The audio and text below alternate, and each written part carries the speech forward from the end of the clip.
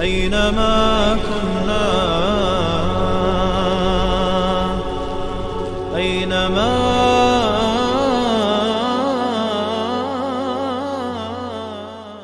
السلام علیکم و رحمت الله و برکاته. برنامه ما برنامه رمضانی است و در این برنامه بهترین هدیه حدیث هایی که درباره رمضان است بهترین تحفه می باشد برای شما. پیامبر صلی الله علیه و سلم فرمودند، حدیث از ابو هریره روایت شده است و در بخاری است.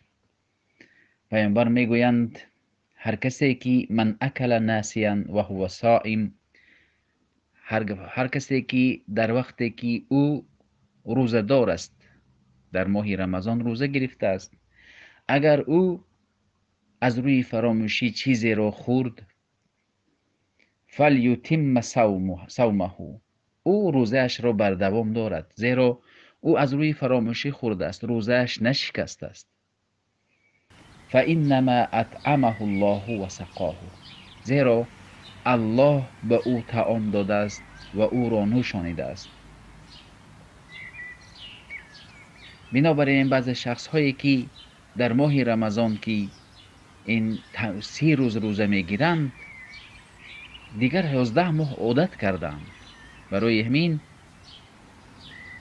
هر کسی که از روی فراموشی چیزی را خورد، او روزهش نشکسته است.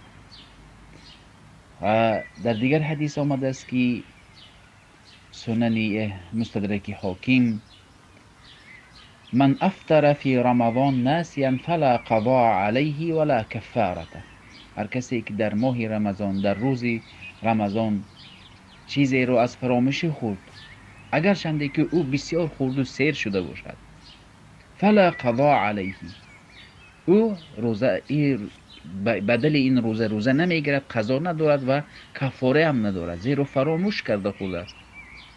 بعضی کس عبید میکند، از روی فراموشی نمیداند و بعد که خودش رو سیر میکند به یادش میدهد که او روزه دار است.